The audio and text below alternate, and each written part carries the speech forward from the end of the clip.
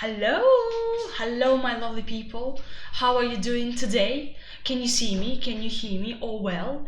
Could you make some noise in the comments so I know that you can hear me and see me well and you are ready to rock and roll today to paint this Wednesday red? Yes. And could you give me one word to describe your Wednesday, right? So, for example, gorgeous or depressing or fantastic or horrid or something else. So one adjective, or it can actually be one word. So one word to describe your Wednesday, because today we're going to be talking about words. So to start you off, give me, nice words. Hectic, nice. Good evening. So one word to describe your Wednesday. Okay, so those who haven't seen me before, you haven't seen me? What? I'm all over YouTube now. So I used to be an academic director at an official IELTS test center. Yes, I worked together with IELTS examiners. I trained IELTS teachers. So I do know a lot of stuff about IELTS from this official IELTS test center. And I got 9 out of 9 for speaking. So, yes, I'm the woman, so I do know how to get a 9 for speaking. I do know how to get an 8 for speaking, and even how to get a 7 and below. So, yeah, I'm involved in 2 projects at the moment. Your IELTS. So this webinar is brought to you by Your IELTS. And also I'm doing a podcast, Success with IELTS podcast, yeah. And Your IELTS, you can get tests online, you can get your essay checked, and also we have some super guides for you. And Your IELTS is not just, guides and tests, it's also courses. So we have a full writing course for you. So if you're preparing for Your IELTS, we have a full writing course.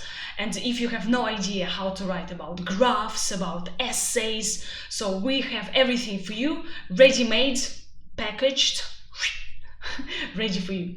Okay, and with some free stuff, but I'm gonna be talking about it a little bit later. The podcast that I'm doing together with Rory is Success with IELTS podcast, and hello, and this is Scottish Rory. Is anybody listening to the podcast? Yes, no?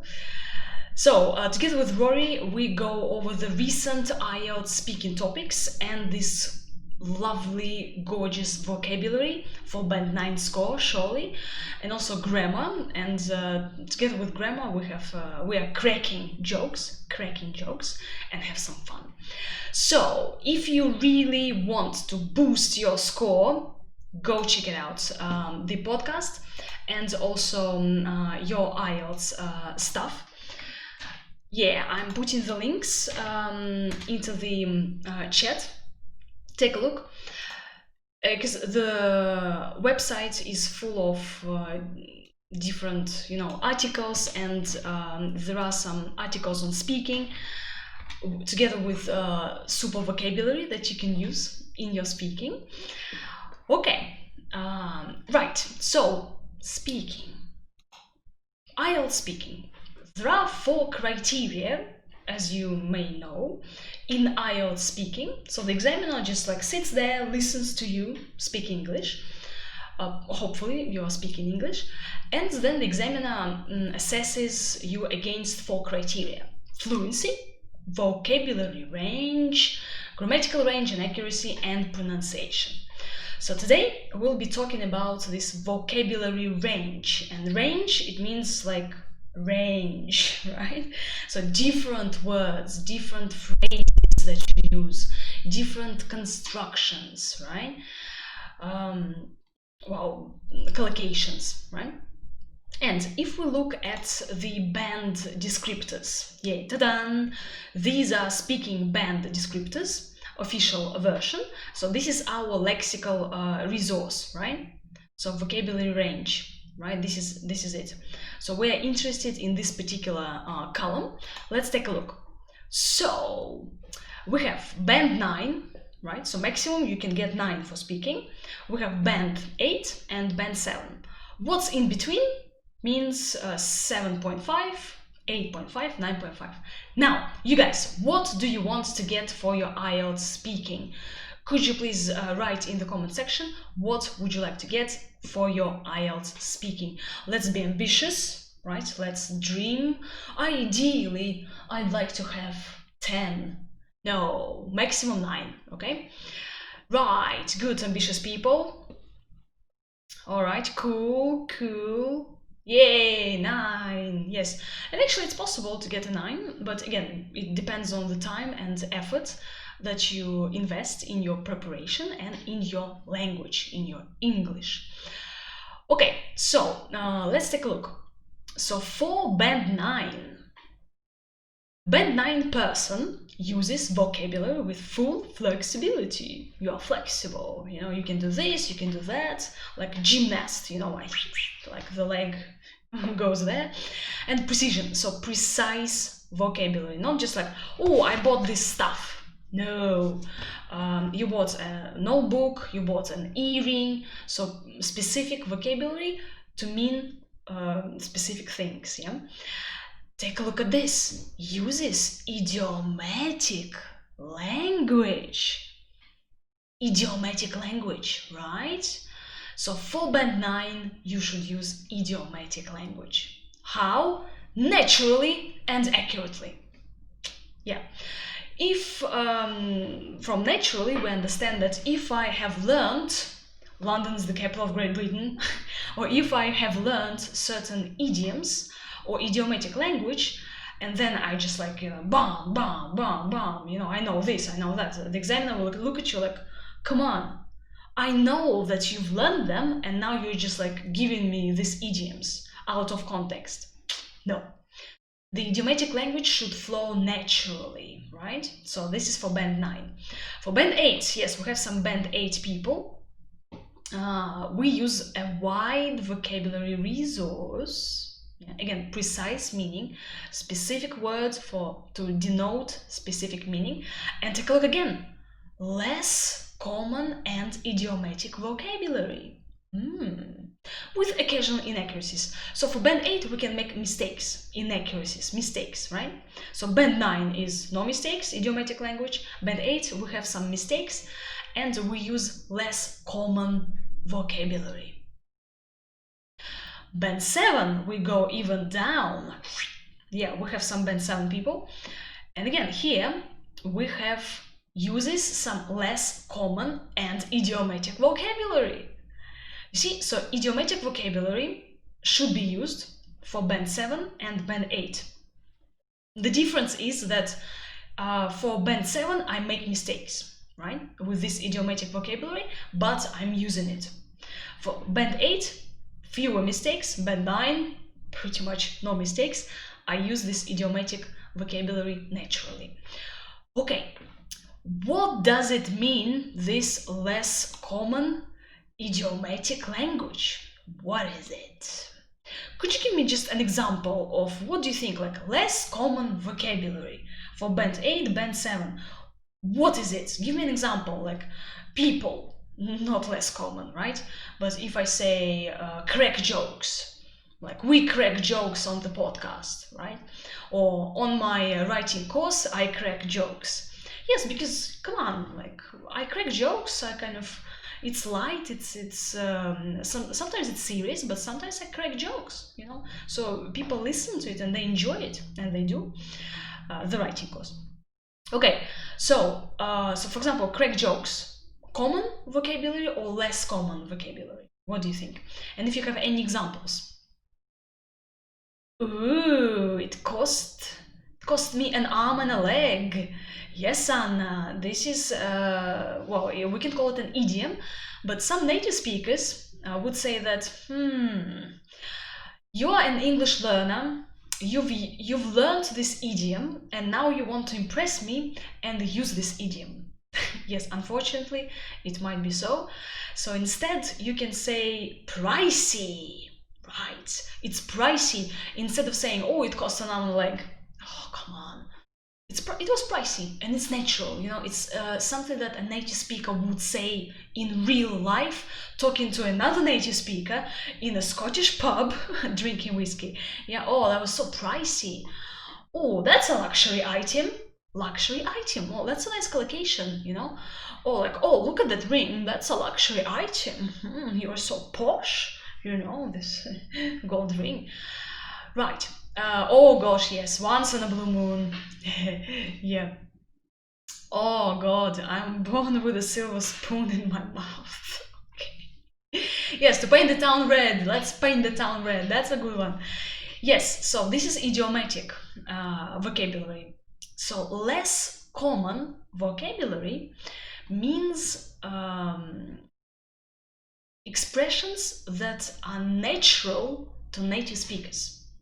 Okay, so this vocabulary is natural to native speakers, and these words native speakers use naturally, but English learners, or like students, learners of English, don't use them. You see? So native speakers use them, but we as learners, you as a learner of English, don't use these expressions. You see, right? You're kind of using the expressions that learners tend to use, that are in the course books, that are, I don't know where, that your teacher tells you, that you take from the internet, from these lists of idioms, right? But what like is really used by native speakers, this is like less commonly used vocabulary for English learners. Okay, are you with me? Are you okay? Yeah.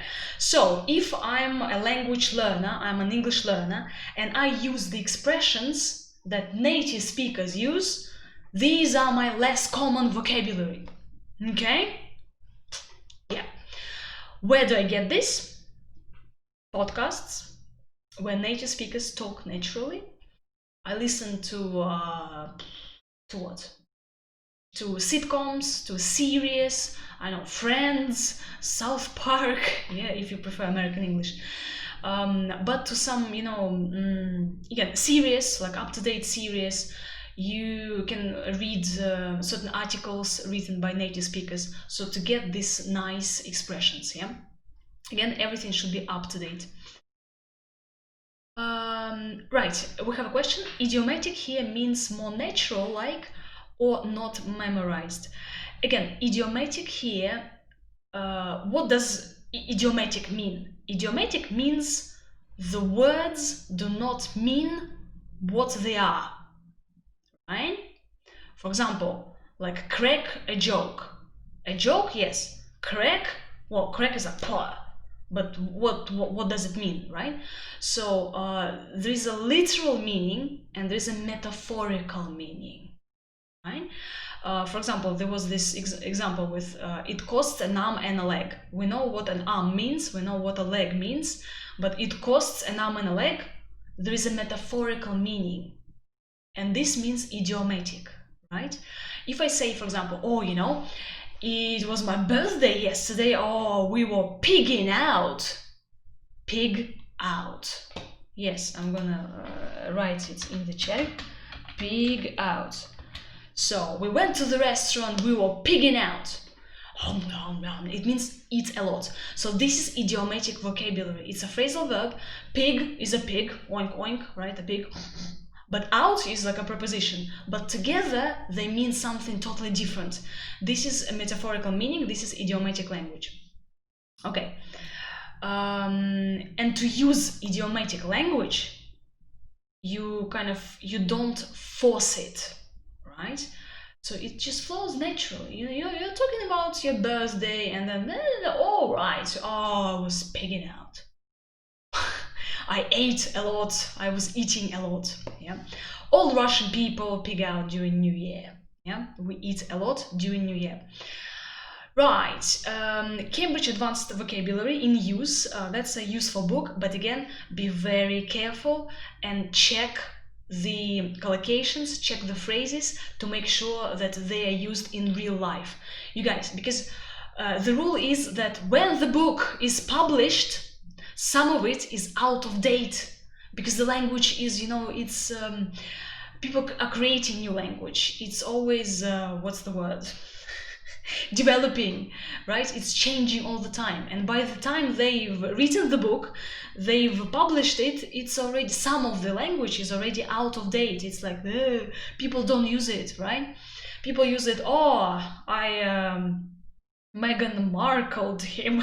Yeah, Meghan Markle, you know, it's a verb now. The wife of this prince.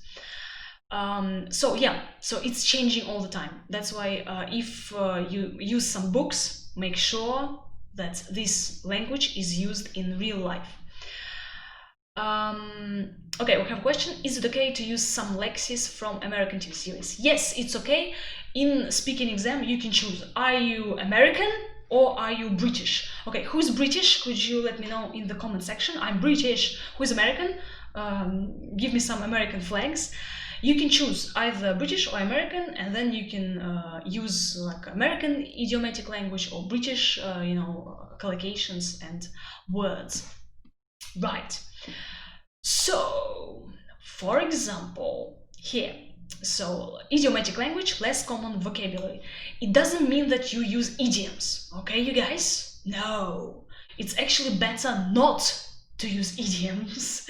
Yes, I know, you're gonna say, oh, she said not to use idioms in my IELTS exam. No! Yes, believe me, idiomatic language is far more general. We have idiomatic phrases, idiomatic expressions, phrasal verbs. You guys, phrasal verbs are also kind of considered as idiomatic language. Collocations, creative phrases, right? So when you read and hear something, like check what is creative. Like, oh, he's an eager beaver. Eager beaver? You know, this energetic person. I like this phrase, it's creative, so you can remember this, right? Or my friend is such a couch potato. Couch potato.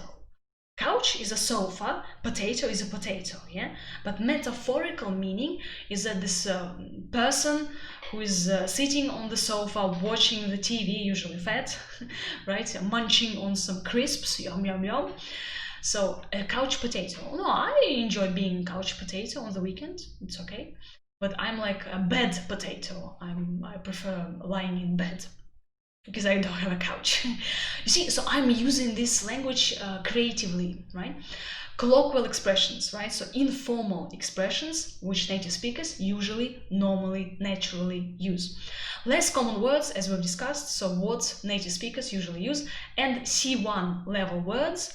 For example, when you check the word up in a Cambridge Online Dictionary or Oxford Online Dictionary, you can see B1, C1 level, right? So, right. Okay, what do you mean by idioms then? Could you explain, please?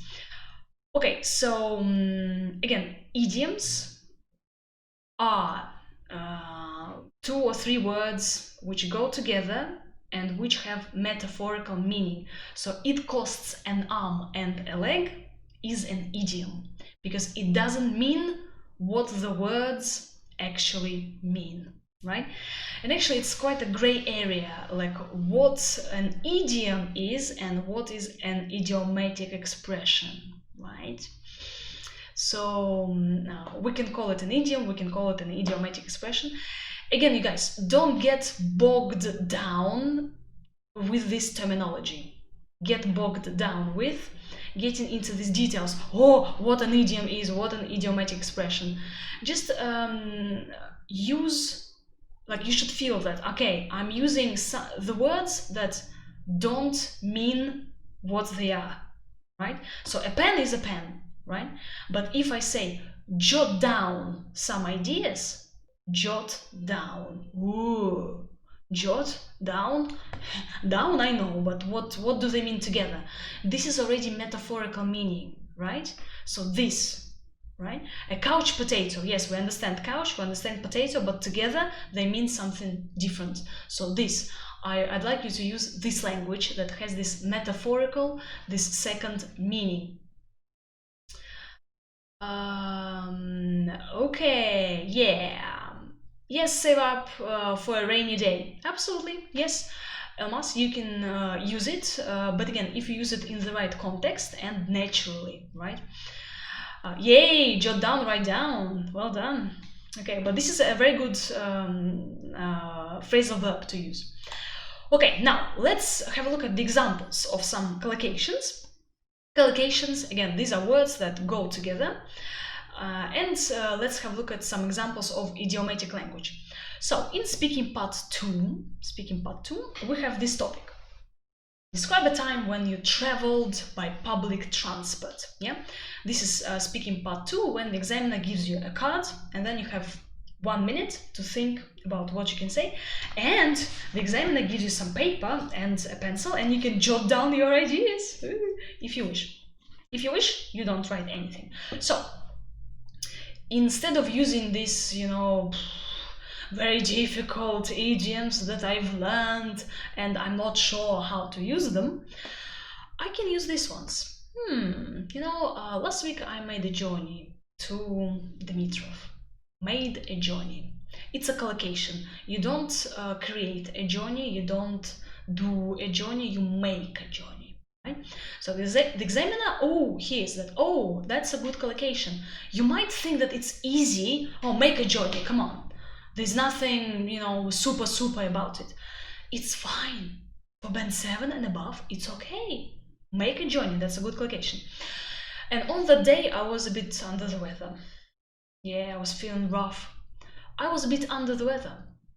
I was unwell, right? I didn't feel well. On that day, I didn't feel well. I can say I didn't feel well. It's like band 6. But to upgrade it, I can use this idiomatic expression, under the weather. Under the weather? What? Yes, we can call it an idiomatic expression. I was a bit under the weather that day. I had a sore throat. We're using precise language. The train was packed with people, it was packed, it was crowded, there were too many people. I can say there were too many people on the train, but to boost my score, I say it was packed, right? Moscow metro is packed on Friday night. Yeah. Okay. Luckily, I managed to find a comfortable seat. Again, this is a nice, language. This is something that native speakers would actually say, like, luckily, like, thanks God, or you can say, thanks God. It's fine. I managed to do it, right? So I was kind of like going through the crowd and I managed to find a comfortable seat. And again, a comfortable seat, it's a collocation, right? Because comfortable collocates with seat. You might think that, oh gosh, Maria, come on, it's so easy, it's like band 5. But you see, you're using the right word, which collocates with seat. It's not convenient, it's not something else, but it's a comfortable seat, right? It was such a long commute. Lovely, you don't say it was such a long journey, or it was such a long trip, or it took me so much time to get to Dimitrov. It was a long commute. Commute is a precise word, and this is actually what native speakers would say. Commute is a regular journey that you make from work to home. Right? So in the Russian language, for example, we don't have this specific translation for this particular word. For example, I can say, many people commute every day by metro, right? Or, for example, it's 1 hour commute from my home to work. So it's 1 hour journey, right? I can use it like as a noun, a commute, or I can use it as a verb. So many people commute on a daily basis. So they travel from work to work, from home to work, yeah?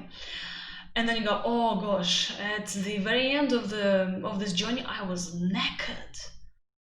I was so tired, I couldn't move.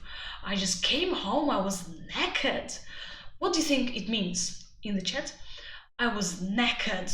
What do you think? What's the meaning? What else can you say? And is it British or is it American? I was naked. Like, on yesterday I came home, I was naked.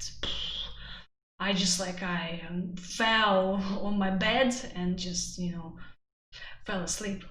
Oh gosh, yes. Americans say, oh my god, oh my god, oh my god. Like Friends. Have you watched Friends? Oh my god. God.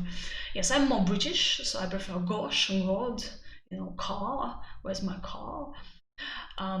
Yeah, so I was naked is more British. How do you spell what? I was naked. Have a look at the slide, and we have naked written there. K-N-A-C-K-E-R-E-D. Naked. I was naked. Yes, British. I was exhausted. I was very tired, super tired, right? And this is something less commonly used by learners of English. Do you see what I mean now? Because you personally would say, I was so tired, or I was exhausted.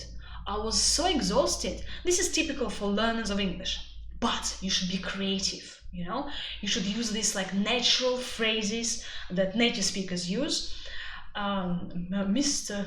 and Sir's native speakers. So naked. Naked is one of them. I slept like a baby. Well, it wasn't in my case. I didn't sleep like a baby. I wish I could sleep like a baby. Yeah. Okay, so who understands now what collocations, what nice phrases, and what less common vocabulary can you use? Could you put pluses and smiley faces, maybe fireworks, in the chat that yes, I have the idea now that now I understand a little bit what phrases to use. Okay, phrasal verbs. You guys, instead of wasting your precious time learning how to use idiomatic language and idioms correctly, phrasal verbs. Okay? Yeah, because it's much easier, right, and less time consuming, perhaps, to remember some phrasal verbs. I love phrasal verbs. They are creative. They are, you know, phrasal verbs. Yum, yum, yum. So let's take a look. I'd like to try out snowboarding. Try out means do something new, right? So try it out. Instead of saying I want to do snowboarding or I want to try snowboarding, you can say I want to try out snowboarding. Try out, you know, try it out. In the comments, could you write one sentence? What would you like to try out in the future? I'd like to try out... I'd like to try out paragliding. Yeah, when you know, when you kind of jump from a cliff with wings. No, with wings, with a parachute. Paragliding? I think it's paragliding, yes. You jump and then you have a parachute and then you kind of like float in the air. So I'd like to try out paragliding. Yeah. Yes, Catherine, please, if you can't remember any English idiomatic language, don't push it. Remember phrasal verbs, remember some creative phrases, right? Collocations, seriously, don't waste your time on things that you don't remember, okay? Yeah. Right, so what would you like to try out? I was worn out. Very tired, right? So you can say, oh, it was such a hot day at work, I was naked, or I was worn out, right? I went on holiday and by the end of this holiday I was worn out because my parents were with me, my grandma kept whinging, complaining. Yes, that's another interesting word that native speakers, or British native speakers, would normally use to mean complain. Whinge. Yes, people whinge. Stop whinging. Stop complaining. I'm looking forward to winter. Yes, I'm looking forward to winter because it's New Year, presents, hopefully. It's holiday spirit, New Year spirit, Christmas mood, you know, snow, hopefully. Snow, we'll have snow. So I'm looking forward to winter. I can't wait winter to come. Right. New activities. One of the recent topics in IELTS Speaking is new activities. So, instead of saying I'd like to do yoga, you can say I'd like to take up yoga. Take up, again, idiomatic, right? You don't just take up yoga like this. You start doing it, right? So I'd like to start yoga, or I'd like to take up yoga. I'd like to take up Italian classes. I'd like to take up IELTS classes. I'd like to take up listening to IELTS Speaking for Success podcast. Yay! Okay. Yeah, we have a question. Natalia, you can watch the video later because we're gonna have a recording of the video. I'm looking forward to taking off my brace forever. Yay! Yes, well done. Can you use take off instead of take up? Take off? No. In this context, no. Take up, it means start an activity, so you should use take up. And you guys, with idiomatic language, with phrasal verbs, you can't change them. No! You copy and paste them, right? So you copy the phrasal verbs into your head as they are, and you paste them in the exam. I can't say I really want to take off, take out, takes up yoga. No, to take up, right? So this is the word. The same with, for example, I feel a bit under the weather. You can't say I feel a bit on the weather, I feel under the weathers, I feel under weather. No, I feel under the weather. Right? This is the collocation, and this is exactly how you should remember it. You can't change it. No, a couch potato, right? So this is like a set phrase. Okay, so have I phrasal verb you up? Yeah. Make sure that when you listen to something in English, when you read something in English, you kind of, oh, jot down, take up. Yes, now you will start from this moment, you will start noticing phrasal verbs when you listen and read something in English. And the podcast is pretty much useful for this because, again, the link is in the chat, because we are using, with Rory and I are using some phrasal verbs. We talk about them so you can hear and notice phrasal verbs naturally, like being used naturally. Okay, one more thing which you can use in your speaking to boost your score is paraphrase the words of the examiner, right? So, for example, the examiner asks you, what do you think of social media sites? And instead of repeat, instead of copycatting the examiner's words, you say, I reckon that social media websites are positive on the one hand, but could be a negative thing on the other. I reckon, right? Reckon, it means I think. What do you reckon? What do you think? I reckon that Moscow is the best city on earth. I reckon that this pen is amazing, you know, it's stylish, it's Parker, I love it, right? I reckon that my hair is beautiful. You see, I reckon. What do you reckon? Is my hair beautiful? I say yes. Then the examiner asks you, again, very often the examiner asks you, how important is it to do sport regularly? And instead of saying it's important, it's very important to do sport regularly, you say it's crucial. You see? So you paraphrase the examiner's question to show how flexible you are, to show that you are flexible, you are using the words in a flexible way, and you are ready to paraphrase. Yeah, this is for band 7 and above. For band 6, don't bother. If you want 6, just like copycat, copy the exact the examiner's words. Right, so crucial, you can say essential, you can say vital. Yeah. Very often the examiner asks you, how has it changed? How has your town, has your hometown changed over the years? And you say, you know, there have been plenty of changes. There have been plenty of changes recently, yeah? So I'm using a different structure.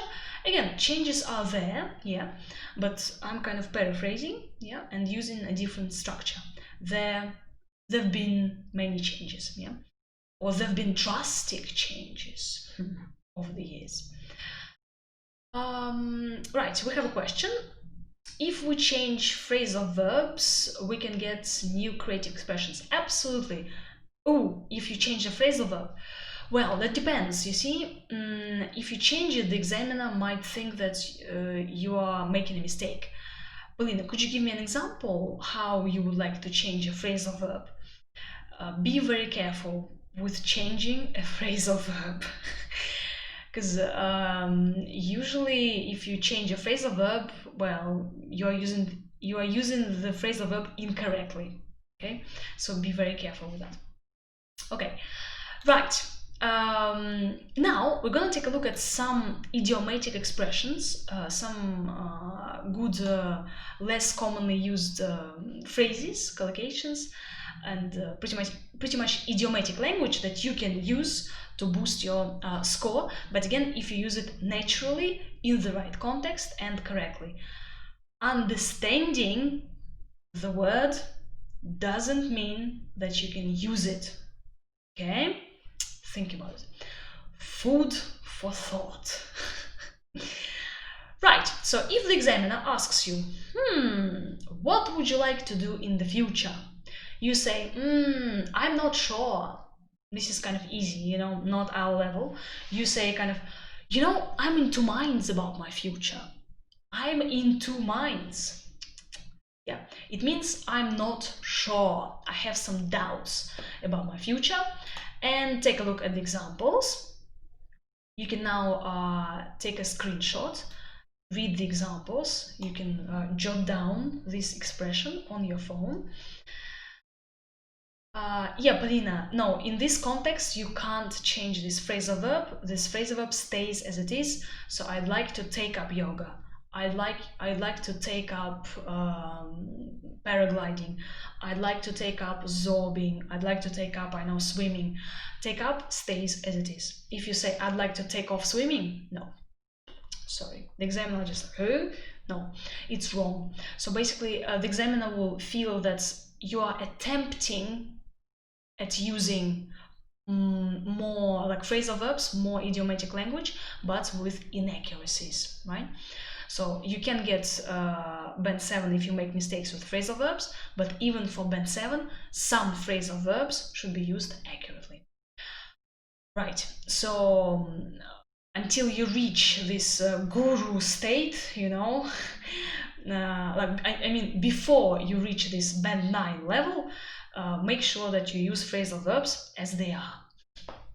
Okay, right, so for example, the examiner asks you, what do you think, like, going to the gym, like, does it have a positive influence or negative influence? And you say, I reckon I'm in two minds about the gym as a way to keep fit. I'm in two minds, I'm not sure, yeah?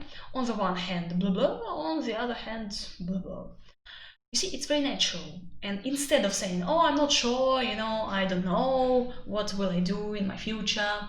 I'm in two minds about my future. Maybe I'll live in the center of Moscow, or perhaps I'll move to Sochi and I'll buy a house by the sea.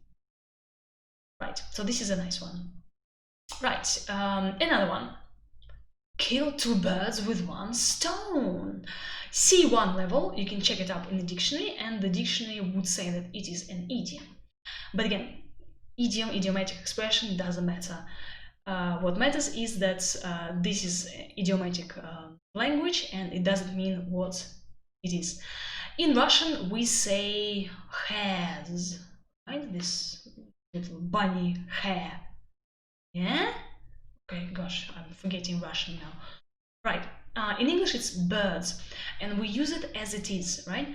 Kill two birds with one stone. Not kill three birds. Not kill two hares. No. Not kill two fish or horses. No.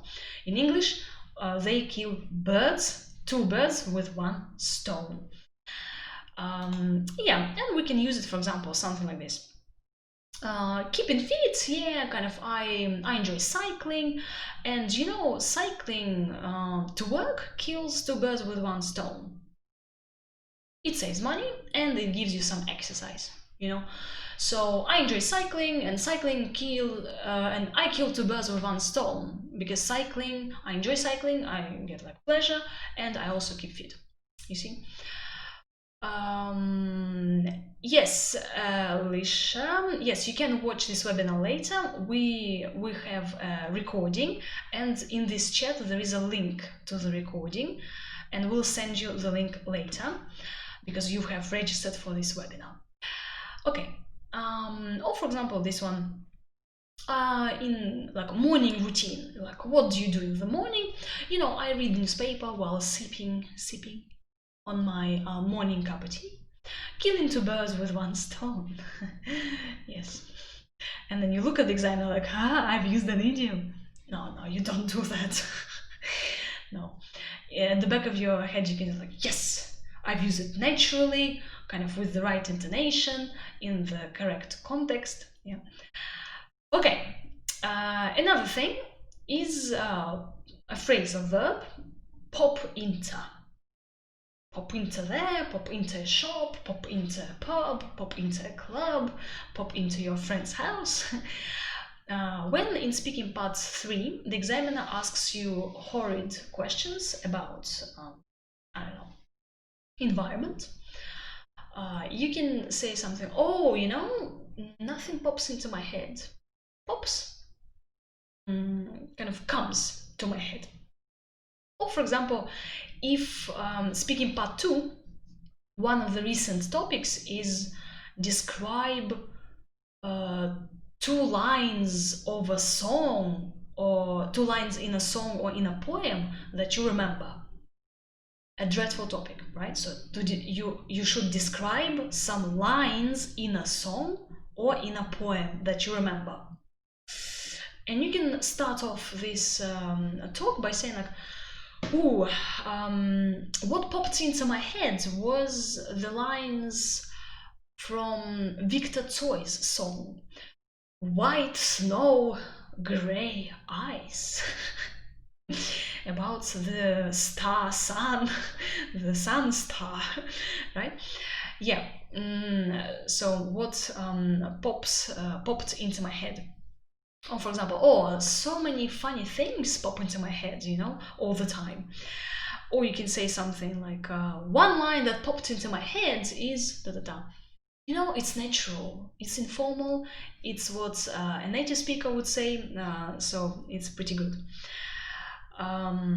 Okay, right. But also it means visit briefly, like if, for example, yeah, usually like on my way to work, I pop into a coffee shop to get some cappuccino, takeaway cappuccino, yum, yum, yum. Yeah, right. Another pretty easy phrasal verb that could be used is hang out. So what do you do on the weekends? What do you usually do on when you meet your friends? How do you spend your free time? Again, any topic, you can say something, hang out, right? I usually hang out with my friends on the weekends. Or I prefer not to hang out with boring people. Or I prefer hanging out in the center. Yeah, or when I'm on holiday, I usually hang out by the swimming pool, by the pool, right? So this is pretty natural, and yeah. This one is B1. According to Cambridge Online Dictionary, this is B1. Yes. The examples which we talked above, they were pretty much C1. Okay, right. Another good one. One of the recent topics now in IELTS speaking is staying up late. So when you stay up late, what do you do? In the comments. We have a good question. Is the speaking test formal or informal?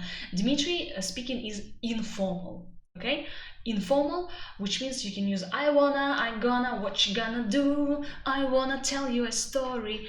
Yes, wanna, gonna, feel free to use this. Feel free to use phrasal verbs, because phrasal verbs are more informal rather than formal. But we are polite, we don't use slang, we don't use F words. No, 4-letter words. In Russian, it's a 3-letter word that we don't use. But in English, it's a 4-letter word. No, we don't use any rude words in IELTS speaking. Okay, we are polite and very nice. So, staying up late. Stay up late. When you stay up late, what do? You just stay awake all night. So, and the topic is like, do you usually stay up late? What do you do when you stay up late? And a very natural, a very like super cool phrase that you can use is pull an all-nighter. Together with me, could you repeat it? Pull an all-nighter. Pull an all-nighter. All-nighter. Pull an all-nighter. Oh, so beautiful and so natural, you know. It's basically when you don't sleep at night, preparing for your exam, preparing for your presentation, when you are sitting there at 3 a.m. in the morning and reading something, preparing for something, right? So you don't go to bed, but you are preparing for your exam one night before, yeah? So pull an all-nighter, yeah, you spend all night studying. Beautiful. For example, how can we use it? I used to pull lots of all-nighters when I was at uni. Beautiful. I used to pull lots of all-nighters when I was at uni. So I stayed up late, I didn't sleep all night long because I was preparing for my exams. Or pulling an all-nighter is pretty bad for your health. And if people pull an all-nighter all the time, it may cause some damage in the brain because our body doesn't get enough sleep. Yeah, it's beautiful, right? And if you actually start Googling staying up late, in the articles, that native speakers write for native speakers, I mean like these cosmopolitan articles, this Men's Health, or just like this nice articles about how to pull an all-nighter, what to do when you pull an all-nighter, you will come across exactly this expression. Yeah, stay up late, and as a synonym, pull an all-nighter. Could you give me an example, please? So when was the last time you pulled an all-nighter? For example, when I was at uni, pretty much before every exam, I had to pull an all-nighter because I was cramming for my exams. Yeah. And the last time I pulled an all-nighter, oh my god, I think it was a party. Oh, last year, no, I'm lying now. Oh god, I have no idea. No, it was a party. Yes, yeah. We went to some clubs. I got tipsy. Yes. No, but pulling all night. Yeah, I was partying all night. Yeah. So let's leave the university. Yeah. When at uni, now I don't tend to pull all-nighters because I cherish my sleep. Okay. Enough about my personal life. Right, so another one, which is a good one, it's not rocket science. You guys, it's pretty easy. So these words, you can easily remember these words. It's not rocket science. Or for example, I create websites. Well, it's not rocket science. Everybody can do that. But, like to create a great website. For example, like it's not really rocket science, right? You can do it, right? Or football. Well, football is not rocket science, you know. Yeah. Well, not only about studying. For example, most people. Students pull an all-nighter because of studies, but others pull an all-nighter on a daily basis because they finish their work. So if you finish your work, if you are working, you also pull an all-nighter. You're kind of doing something, right? So you're either working, you can actually pull an all-nighter when you binge watch Netflix. Binge watch. you know, when you open Netflix and start watching everything, you know, one episode after another, one series after another. So it's binge watching. When the Game of Thrones, you start watching, you can't stop watching it, right? So you start watching and you binge watch, right? So I pulled an all-nighter because I was binge watching Netflix. Because of Netflix, because of work, yeah. Oh, okay, interesting. Yeah, not rocket science. Yes, Agnia, you can say a piece of cake. You're right. But I've heard that this is what learners of English usually say, right? So if I'm a learner of English, I would say it's a piece of cake. We want less common idiomatic language, and less common would be this. It's not rocket science, right? Or it's not brain surgery. No, it's not brain surgery. It's not rocket science. Yeah. Okay, but piece of cake is also good. Okay, right, you guys. So now we've talked about phrasal verbs, these idiomatic expressions. Could you now tell me what your favorite expression is, the expression that you enjoy, or a phrasal verb, or a collocation, or anything from what I've told you, like binge watch, pig out, yeah, jot down. That what would you like to remember to take out from this webinar, apart from the beautiful and amazing writing course that I'm going to talk about now. So what would you like to remember? One or two words, phrases, expressions that you'd like to remember in the Popin is good, yes, in the comment section. What's your takeaway from the webinar? So you guys, you can kill two birds with one stone by getting my full writing course. Yeah, and if again you have some difficulties understanding how to write about processes, how to write about line graphs, pie charts, if you have no idea where to take vocabulary from, where to take grammar from, you know, where to go, I have everything in one place for you, ready to go. I've talked to many examiners, to many students, and my students who actually took the course, they've watched these videos and then they took IELTS, and one of them, one student actually wrote to me like, "Hello Maria, I got like 7.5 for my writing, thank you very much for the course."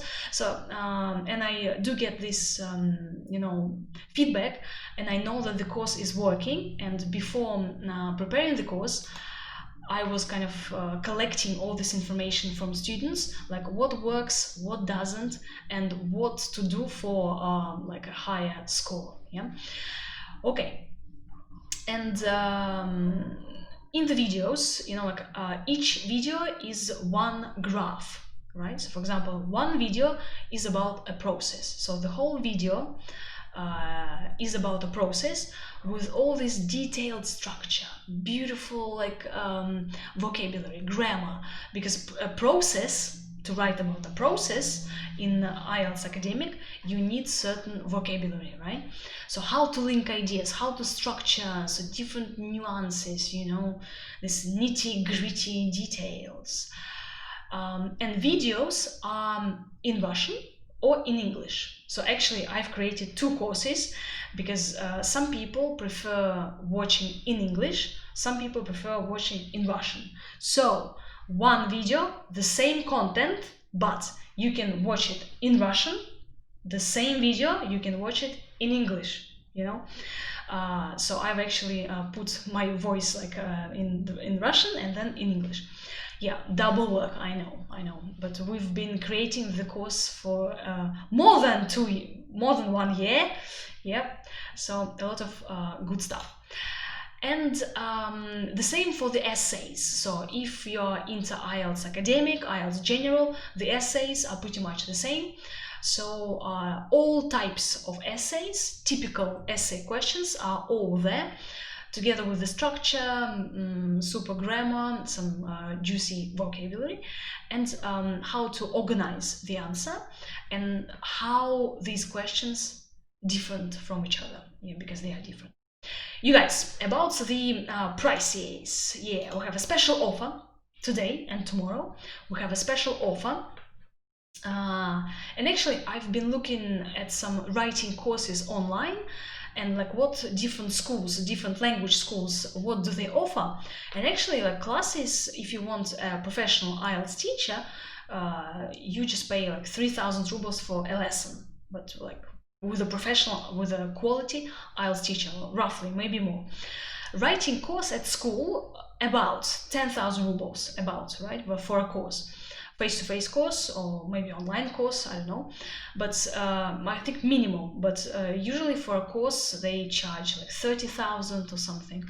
Okay, today writing course and tomorrow is 3,500 for you, and the link, yeah, you have the button and also the link. I'm copying the link to the chat, so you can check out the course and get a free lesson. Yeah, pie charts you can get for free, right? So if you are into pie charts and how to write about pie charts, you can check it out and get a free class. Okay, Dimitri, general, yes, essays. The part about essays, it's very useful for general IELTS as well, because essays are pretty much the same. Right. Okay, guys. And together with the videos and the kind of, you have like full-time access 24/7 on one platform. You can even access this platform from your smartphone.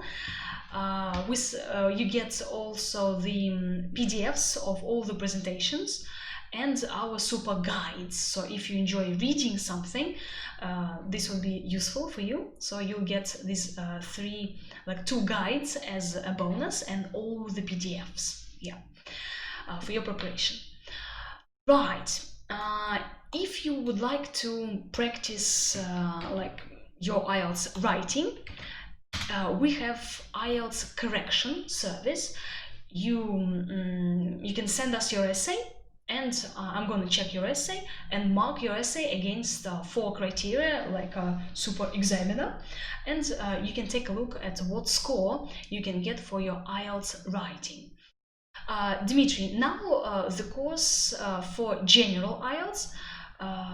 If you are interested in general IELTS, you can get the essay part of the course. So the course is like graphs and essays, or all of them together, right?